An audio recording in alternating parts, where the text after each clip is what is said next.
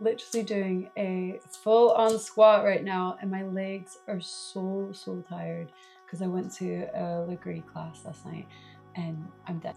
Let's cleanse the space first.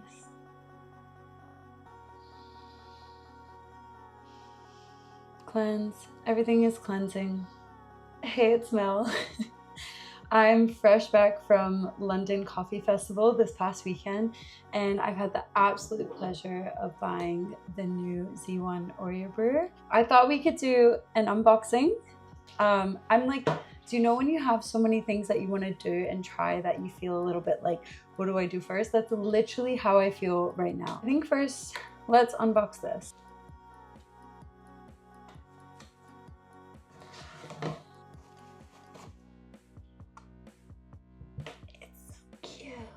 It's literally so cute.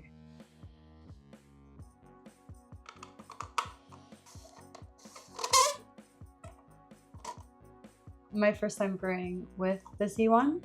So they have like a little guide here. So this is for the Comandante grinder, but I don't have a Comandante, so I'm gonna have to use my little exchange grinder thing. I have it made by Knock 24, because that's the day I was born. So 2 rotations and go to 4. That's what it's saying on my like Knock grinder. So that's what we're gonna do. I use this website. It's called beanencoffee.com, and it's just like a little conversion. So there you go. I'm like nervous. Why am I nervous? Fits perfectly. It literally fits perfectly. I'm so buzzing about that. Today's beans I'm going to be using is the coffee that I love the most at London Coffee Festival. It's from Plot Roasters. They actually haven't released that much information on it yet, but I asked the guy on how he thought that I should brew it, so I'm taking a lot of his advice in. But it was incredible on espresso. It literally tasted like a smoothie, like a raspberry, like tropical smoothie. It was honestly the best thing, and I also had it as an espresso just because I loved it so much. 15 grams to 240, just because I know this coffee is going to be quite intense. They're quite big.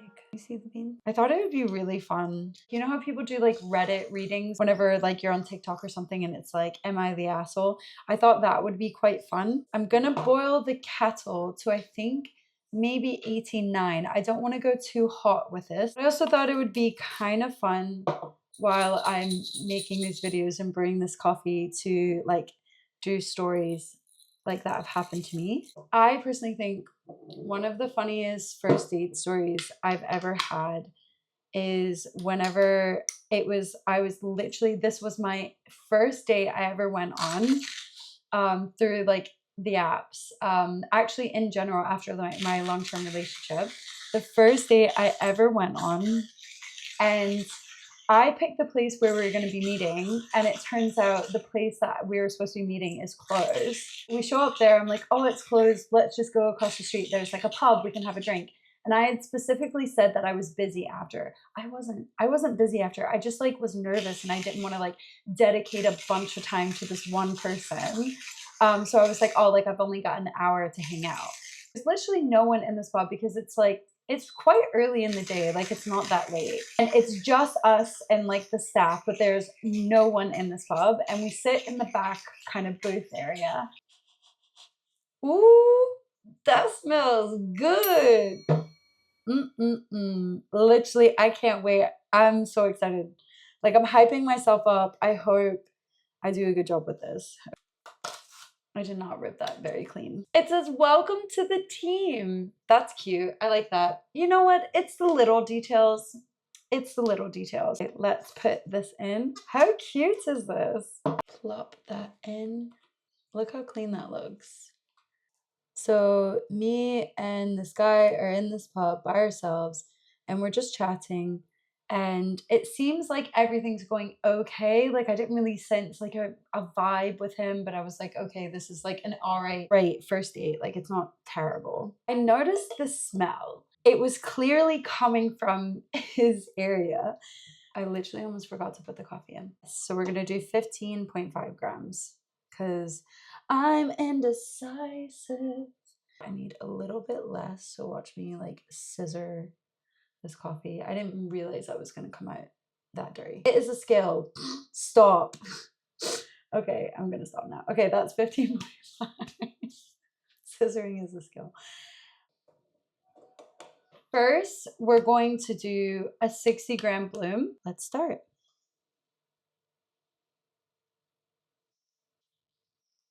Nah, because this is so fun. It was me and him in this pub, and I started noticing this smell, and I was like, oh, this person has obviously just farted and it smells really, really bad. Like, I was like, okay, well, I'm not gonna mention it because, like, obviously he just chanced it a bit and it just didn't really work out for him. So I'm just gonna go to 110, by the way. And I've waited till around like 40 seconds till I start. And now I'm gonna pour to 160. Yeah, he chanced it, fair enough. But it was like a reeking. Like it was like not one of those like, okay, like I can just like let this kind of slide. Like it like actually was physically making me feel sick. I actually went to 250 because I kind of forgot what I was doing. But it's fine because it's the first brew and literally we're just trying things out. It looks so cool. Like genuinely, I'm actually in love with this thing. So it looks like my brew time is at 2:15. Like there's a couple dribbles, maybe 2:20. But that looks pretty done. First smell this. Holy shit. It smells so fruity. Like it smells really, really good.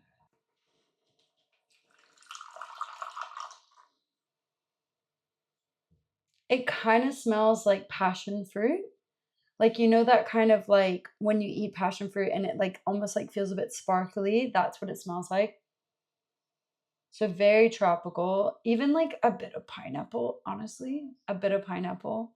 It's like those types of tropical fruits that like you can like feel it on your tongue. That's how it smells.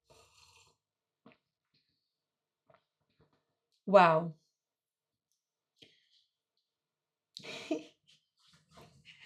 Actually, this slaps.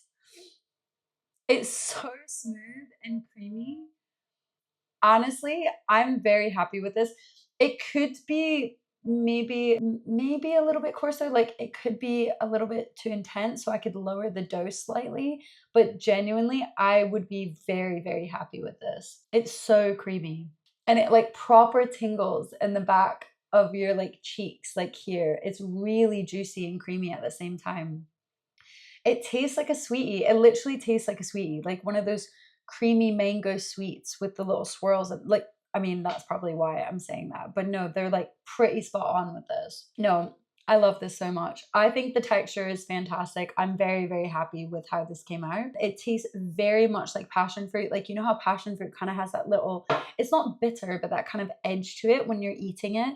That's what it has in the back. But the aftertaste is gorgeous on this. Wrapping up my story, this guy's farting. And I'm like, okay, I'm not going to mention it. He like times it to where like when he does it, he's like just asked me a question. So I'm answering the question while also like smelling this horrible smell. Like it reeked like bad.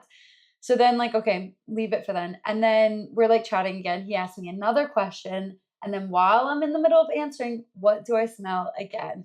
I smelled the smell. He literally has like farted again.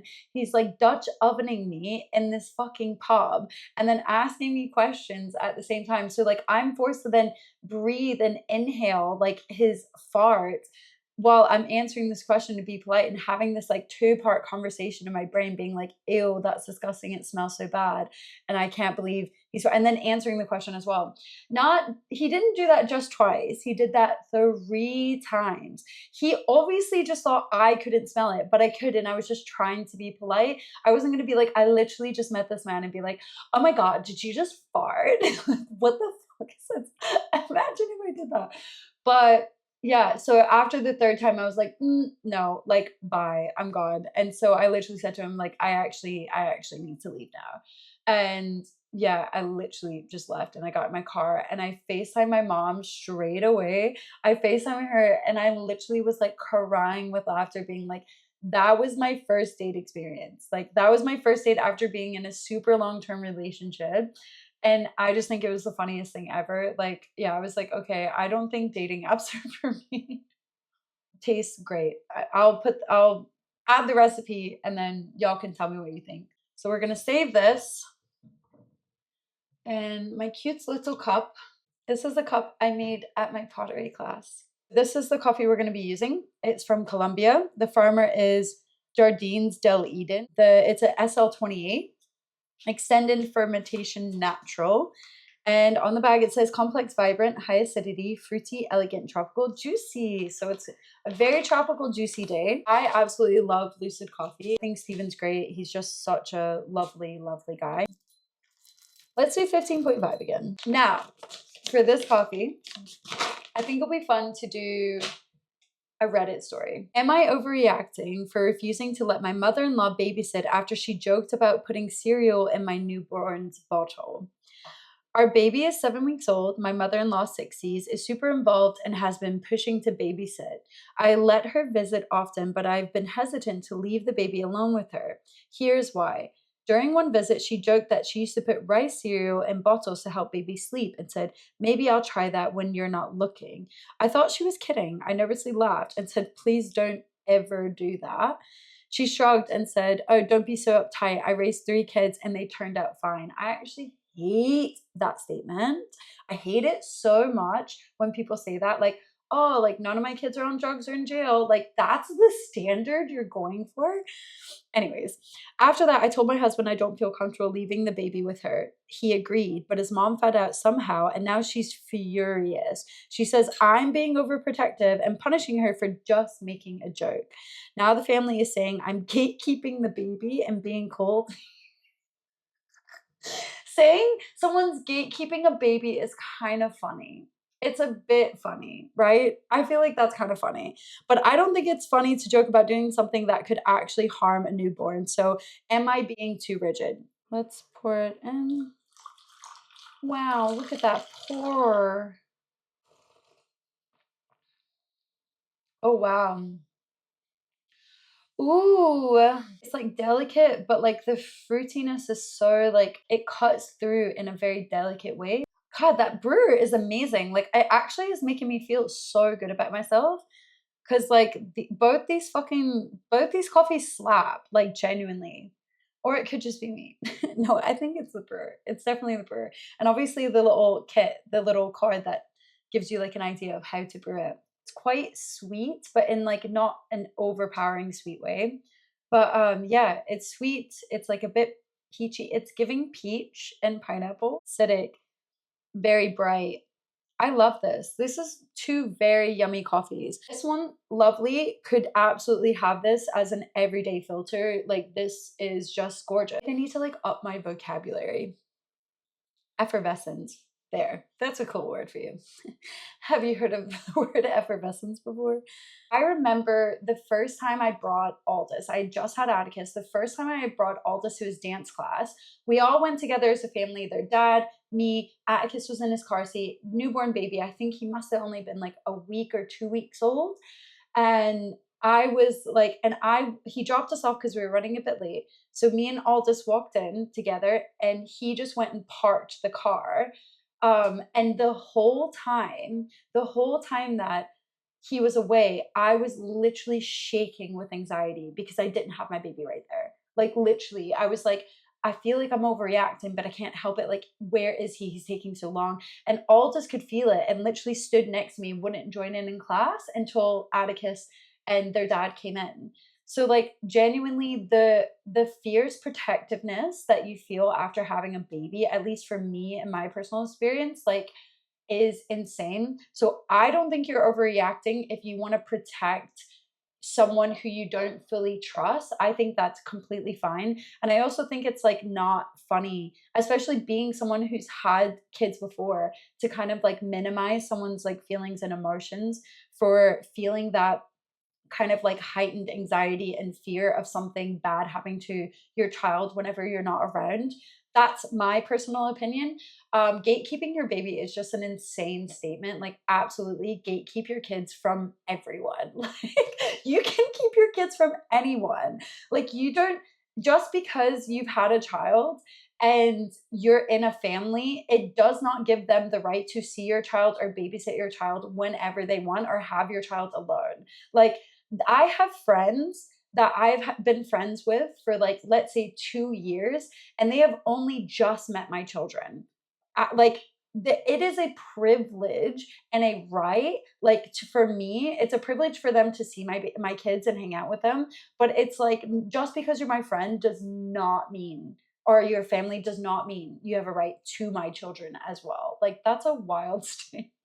But yeah, I don't think you're overreacting. I think they're just trying to blow up the feelings and emotions, to minimize your reaction, to make you feel small, like you're kind of crazy and stuff. But no, I don't think that's. But let me know what you think. Thanks for hanging out.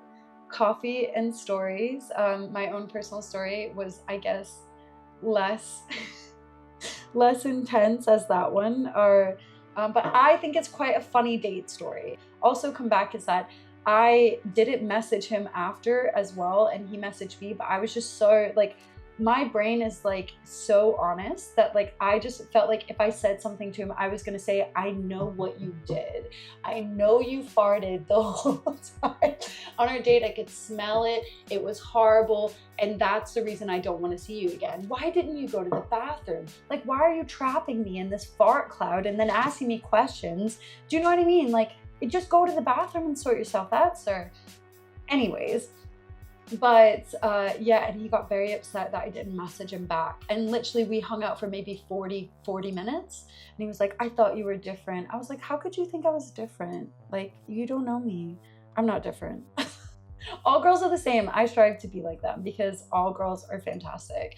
And I want to be more like my girlfriends and my queer friends, like, genuinely. So thank you for hanging out. Thank you for being here. I hope this was informative. Thank you to Orea for hosting such a lovely event during the London Coffee Festival. I really enjoyed hanging out and meeting Horia, like, in the back, and just all the crew as well during the contact event. Like, I really enjoyed that. I thought it was quite lovely. Shout out to Right Roasters, who I met, who was on the synthesizer the whole time, and I literally hyper fixated on, well, I feel like we hyper fixated on each other and just chatted so much. They do YouTube as well, so I'm going to check out their profile after that, and I will tag and put anything below. Let me know if there's anything that you want me to try or do in the future, or how I can make this little series a bit more informative. Love you, bye.